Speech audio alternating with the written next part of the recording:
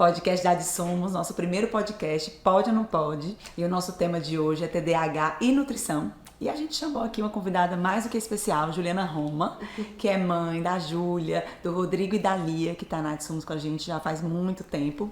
Juliana é nutricionista, pós-graduada em gastronomia e tem essa experiência aí nos dois assuntos, né, Juliana? Ela vai trazer aqui, ela vai compartilhar com a gente essa experiência. Seja muito bem-vinda. Obrigada, tia Carol. Obrigada, Aline. Muito feliz em fazer parte desse momento, né, em estar aqui hoje e compartilhar com todas essas pessoas, né, sobre a alimentação, sobre a importância de uma boa alimentação. A nutrição vive, né, dentro da vida da gente e toda vez a gente vê o quanto é importante, né, ter uma alimentação saudável, estar inserindo isso na vida dos nossos filhos, no nosso dia a dia, né? Então, assim, de uma forma muito clara, muito didática, muito mãe, né? A gente vai abordar esse tema que é bem pertinente no nosso dia a dia, a nutrição e o TDAH. Nós sabemos, Juliana, que a vida moderna deixou a alimentação mais prática e isso vem interferindo muito na nossa saúde. O alimento mais prático e barato que está por toda parte é o açúcar. E ele está embutido em vários alimentos, inclusive com nomenclaturas diferentes, o que dificulta a identificação dele nos rótulos. E aí eu te pergunto, o açúcar pode ou não pode no tratamento de uma criança com TDAH? O açúcar realmente deve ser evitado na alimentação da criança com TDAH. Não só da criança com TDAH, eu acho que deve ser evitado na alimentação de todas as crianças, né? É muito importante, a gente fala muito, né, da importância do acompanhamento pré-natal, da gestante. Acompanhar desde a gestação, que a gestante vem comendo, vem nutrindo, né, o feto, a criança, porque isso é genético, né? Cada vez mais se entra, né, tem esse consenso entre a classe médica que o TDAH é um conjunto, né, genético e do ambiente, né? As crianças estão sempre sendo expostas ao estresse. Então, assim, essa junção com a genética, com o ambiente estressado, com a má alimentação, vem mostrando, moldando uma sociedade com vários problemas neurológicos. E o açúcar realmente é um alimento inflamatório, é um alimento que faz mal, é um alimento lesivo, né? Para o nosso cérebro, ele não faz bem nenhum. E cada vez mais a gente vê que o açúcar não cabe dentro do nosso dia a dia. E como você disse, Aline, ele está aí em vários produtos de formas diferentes.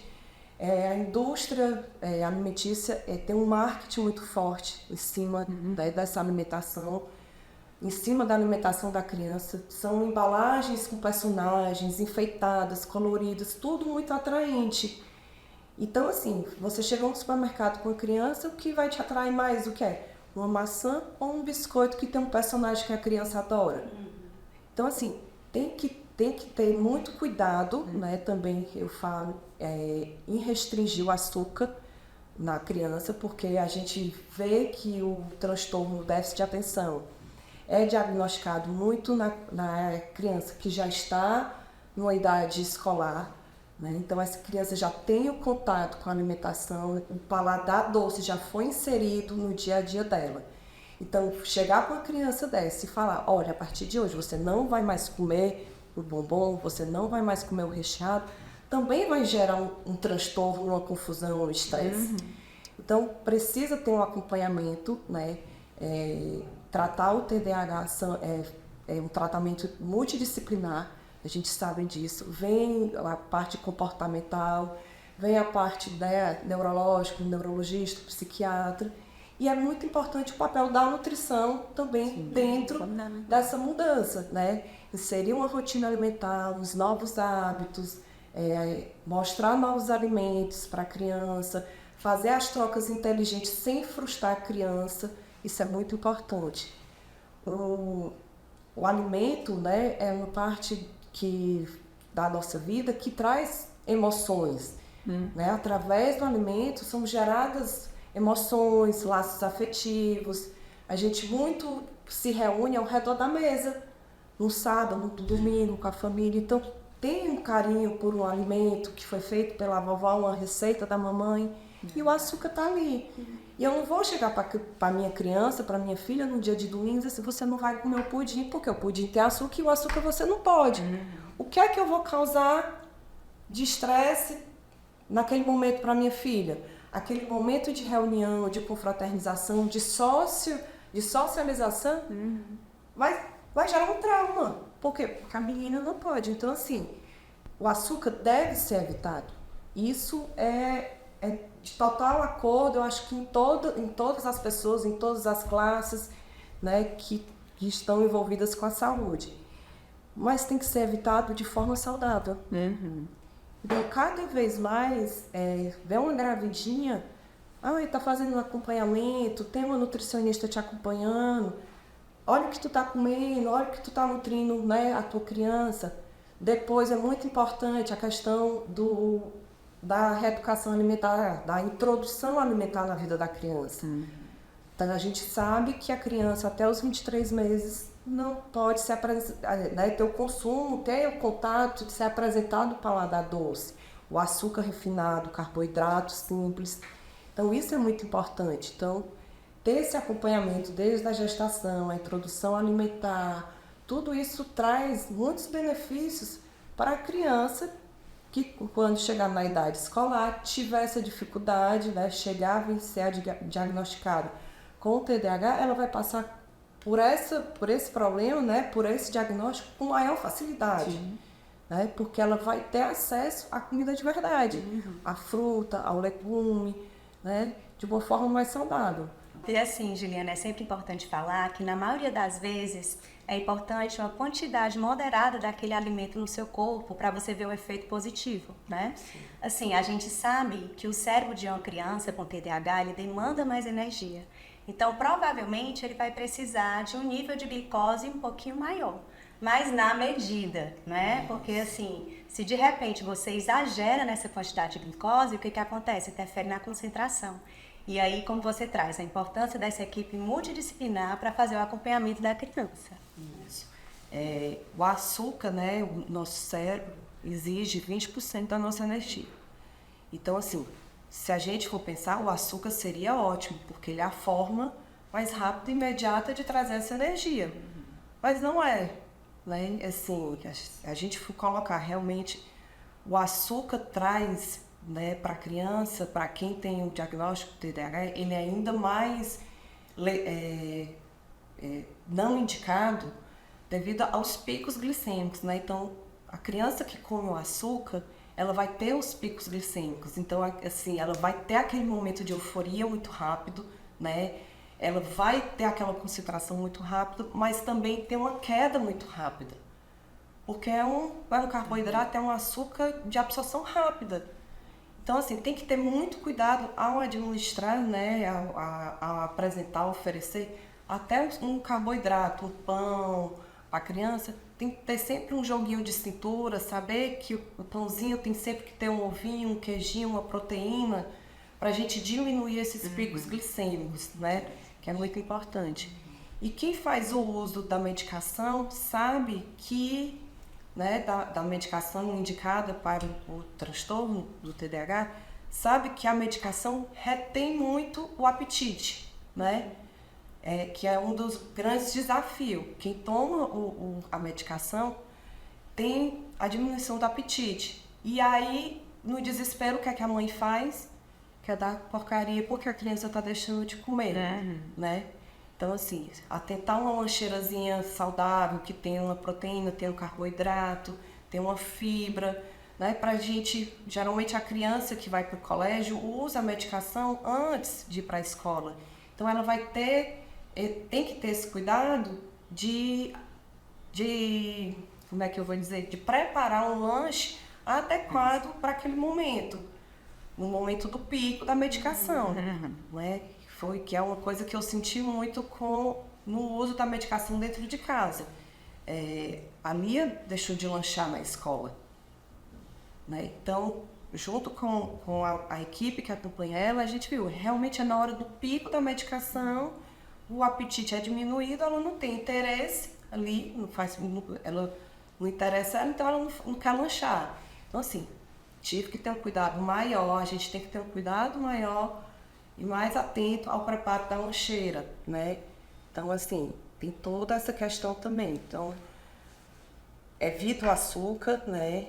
Dessa forma, o açúcar simples, os bombons recheados, os achocolatados. Quanto menos a gente colocar dentro de casa, melhor, né? Traz benefícios aos nossos filhos e a todos, porque não é só o TDAH, são as doenças metabólicas que a gente está vendo hoje. O mundo é obeso, né? E isso também está ligado ao excesso do uso do açúcar de mesmo, o açúcar refinado. E é exatamente isso que a gente quer saber de ti, assim, diante do diagnóstico.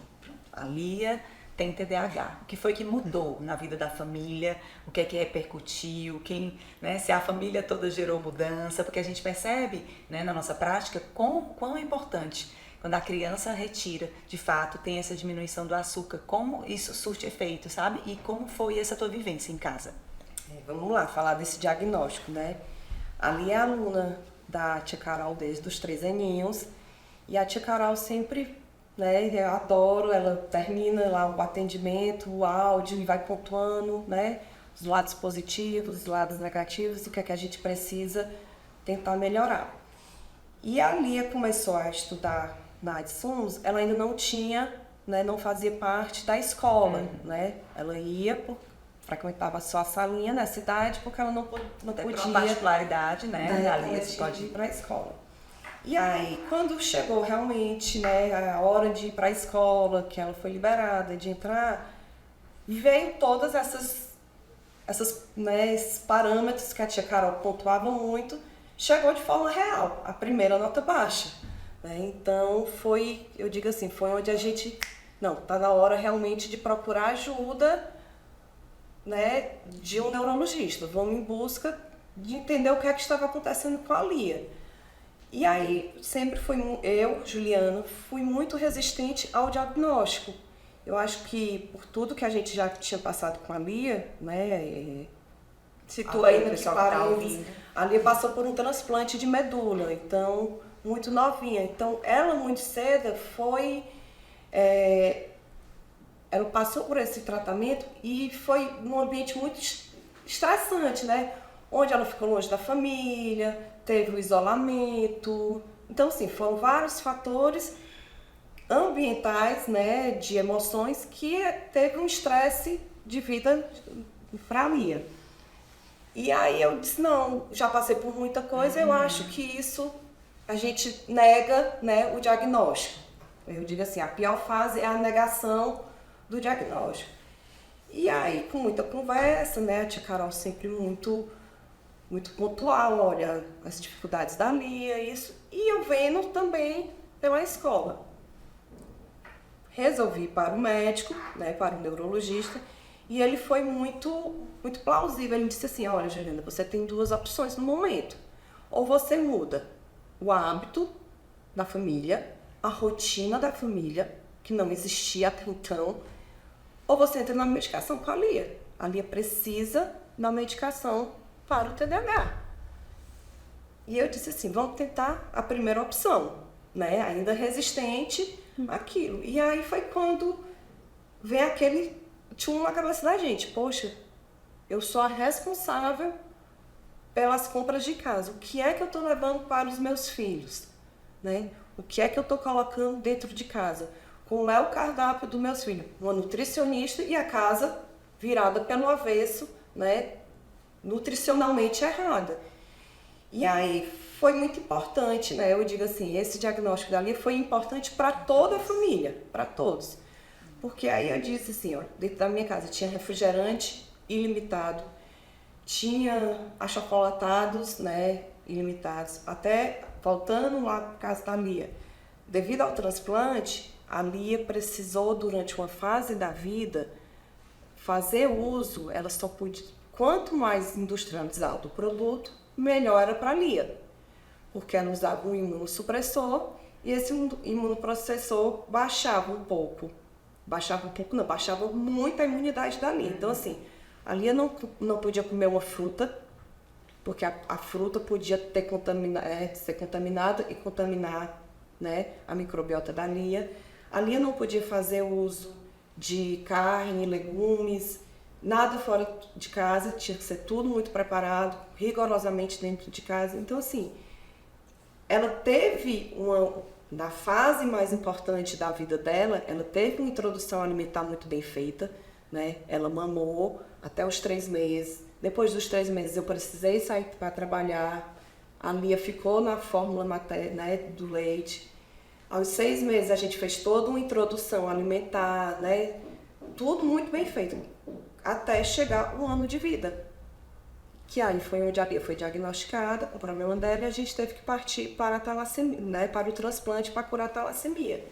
E aí veio todo esse mundo dos industrializados, do doce, do salgado, do macarrão instantâneo, né? Então, a Lia viveu muito isso. E para tirar isso não foi fácil, porque era muito mais fácil um achocolatado pronto do que eu ir lá preparar. Então, assim, também caímos na comodidade do produto industrializado, que isso, pelo amor de Deus, famílias gostem de fazer, de preparar o alimento, não só, eu digo, pela questão da saúde, mas é um momento prazeroso entre família, né? Você planejar, você preparar, você cozinhar, você tá ali em família, isso também gera um prazer enorme.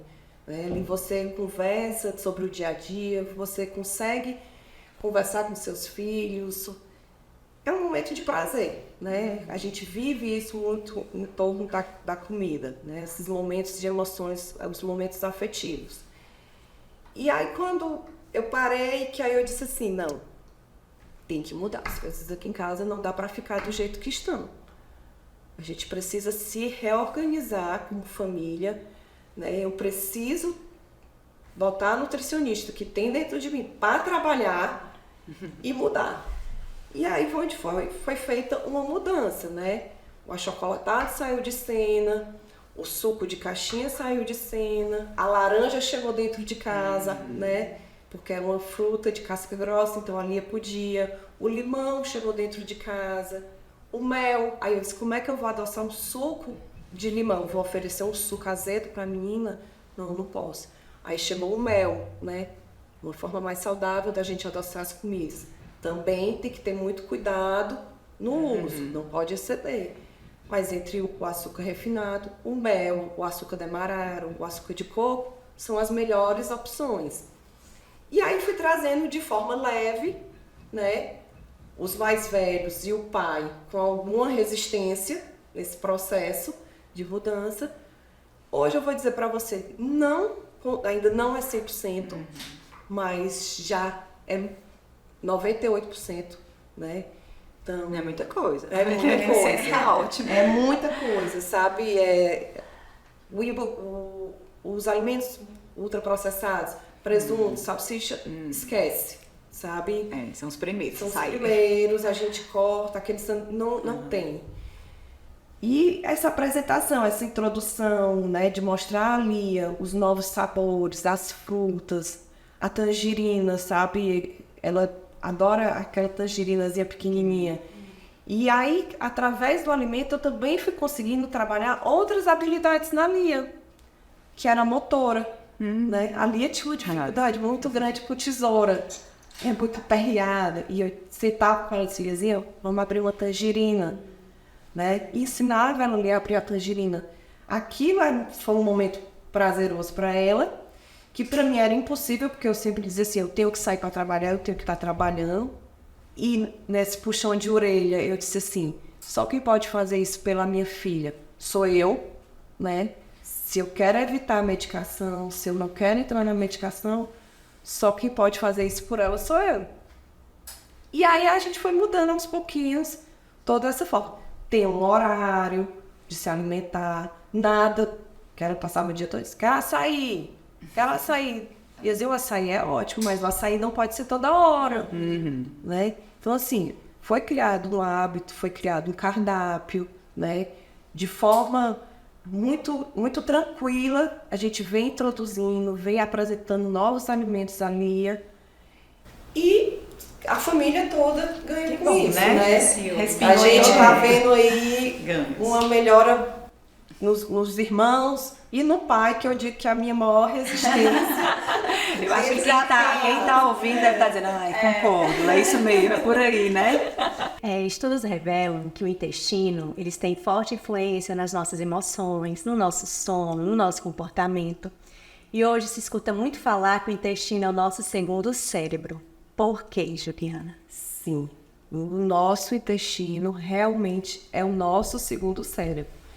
Tudo, né, apesar de estarem anatomicamente distantes, cérebro, intestino, eles estão constantemente ligados, né?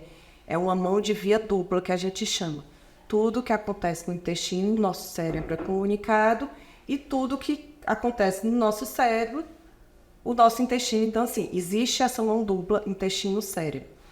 Aí eu volto muito insistente, né, na questão da alimentação. Por isso a gente deve ter uma boa alimentação, porque esses neurotransmissores, né, tudo acontece, inicia dentro aqui do nosso intestino através da alimentação. E aí, para o lado da nutrição, falando, né, da nutricionista, que a gente vai lá para a gestação, para a introdução alimentar, que eu gosto muito de bater nessa tecla, vem a questão da mastigação, né? Para o nosso intestino, para o nosso cérebro entender que a nossa comida está chegando, que aquilo ali não é um momento rápido, a gente precisa ter uma boa mastigação para que aquele alimento seja triturado, chegue no nosso estômago, receba as enzimas precisas para ir para o intestino e aí fazer, né, essa distribuição de nutrientes. Então, assim, o cérebro e o intestino estão sempre ligados, tá? São muito as emoções, a ansiedade. Quem nunca, né, diga assim, aquele friozinho na barriga. Então, assim, tudo começa aqui no nosso intestino. Então, a gente tem que aprender a cuidar da alimentação, entender o alimento que nos faz bem, entender que o alimento não é só uma forma da gente compensatória. Eu vou comer isso porque eu estou merecendo. Não. O alimento ele tem que nutrir, né? Através do alimento a gente gera aí os nossos neurotransmissores, né? As nossas emoções, a dopamina, a adrenalina, então tudo isso vem do nosso intestino. E o nosso cérebro entende, né, essas respostas e vai absorvendo e vai fazendo a função dele. Então, assim, é muito importante, né, entender essa junção cérebro-intestino. É muito importante saber do que você está se alimentando, do que você está se nutrindo. Então, assim, essa conexão cérebro-intestino. Então, quando a gente compreende que o nosso intestino não é apenas um aparelho da função digestória, né, não faz só a parte, né, ali no nosso intestino está o sono, as emoções, né? Então, tudo acontece primeiramente no nosso intestino. Então, tem que saber cuidar dele, tem que saber entender, né? Evitar alimentos que causem, né, esse desequilíbrio. Né? A gente muito ouvia falar da flora intestinal, que hoje é a nossa microbiota. Então, assim, tem que ter uma microbiota saudável, né? Tem que procurar entender que o intestino realmente tem um papel, uma função essencial para o funcionamento bem do nosso organismo. Verdade. E aproveitando aqui, vamos perguntar o que é bom para o cérebro. Quais são os alimentos assim, mais indicados, o que de fato a gente, né, dentro da nutrição, sabe que faz ali o diferencial, né?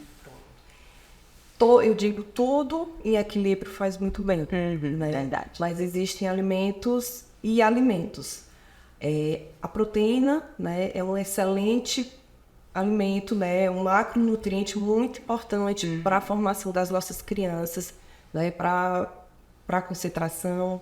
Então, assim, os alimentos que eu costumo dizer é sempre muito simples. É a proteína, um carboidrato de boa qualidade, né, uma gordura boa, as vitaminas e os minerais. Aí você vai me perguntar, Cígio, mas onde é que a gente encontra isso? A gente encontra tudo isso na nossa, né, eu costumo falar assim, a gente come o que tem vida. né? Tem vida, faz bem pra gente. Então, assim, uma carne magra, né? Uma carne branca, um peixe. Gente, peixe é importantíssimo na alimentação né, de quem tem o TDAH. Então, assim, as leguminosas, o feijão, tudo isso, as frutas cítricas, né, laranja, limão, morango, isso precisa estar muito presente dentro da alimentação da criança que tem o TDAH. É verdade. E hoje se fala muito em suplementação. Que dicas você daria, né, de suplementação? Olha lá, vou vender meu peixe. Vou vender meu peixe. Nem sabe que cada caso é um caso, né? Todo mundo precisa procurar o seu nutricionista, o seu médico. Como eu disse, né? Existe uma equipe multidisciplinar para cuidar, né? Para nos auxiliar nessa questão do diagnóstico do transtorno do TDAH.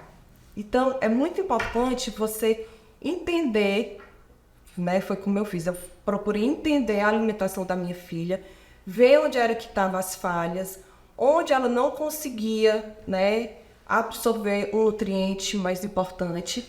E com isso, eu, Juliana, junto com a colega de trabalho, chegamos à conclusão que ela precisava ser suplementada em alguns pontos. Mas a suplementação é muito individual, né? O ser humano é muito individual. Cada pessoa tem suas características, tem, né, sua... Então, assim, o que é bom para a Lia, talvez não seja bom para a coleguinha dela. Então, é muito importante saber usar o suplemento, saber o que você está usando e ter esse cuidado na hora da prescrição, né? Então, assim, a Lia me dá muito problema de mastigação. Ela consome a carne, ela gosta da proteína, mas ela tem uma grande dificuldade de comer ovo. A Lia não comia ovo na época do transplante. Então, assim, é um alimento que eu ainda não consegui introduzir na vida dela o ovo. A proteína, ela tem uma certa dificuldade do mastigar. E a criança precisa da proteína para se desenvolver. A proteína é um papel importantíssimo na formação, né, do nosso cérebro, dos nossos neurotransmissores. Então, assim, e aí o que foi que eu comecei a pautar, a pensar? Eu disse, não, ela está tendo um déficit aqui, está faltando. E aí, junto com essa minha amiga, a gente foi vendo. Então, assim, hoje, no caso da minha filha, da Lia, né, que foi avaliada individualmente por uma profissional, depois de todo esse processo que eu passei com ela, de entender a alimentação, de fazer as mudanças, né, de sentir a necessidade, hoje a Lia faz o uso do ômega 3, certo? Que vários estudos mostram aí a importância dele, né, nas crianças com TDAH, nos adultos e adolescentes. Ele tem um papel muito importante e é um nutriente que a gente tem uma certa dificuldade de encontrar na alimentação.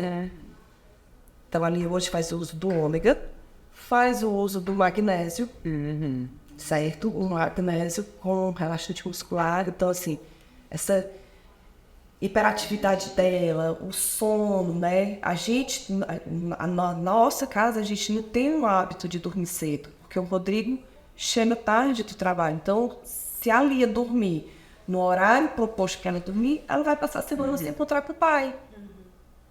Né? Então, assim, como eu digo, na nossa individualidade de cada ser humano, a gente adaptou algumas coisas. Então, assim, eu não posso colocar a Lia para dormir 8 horas.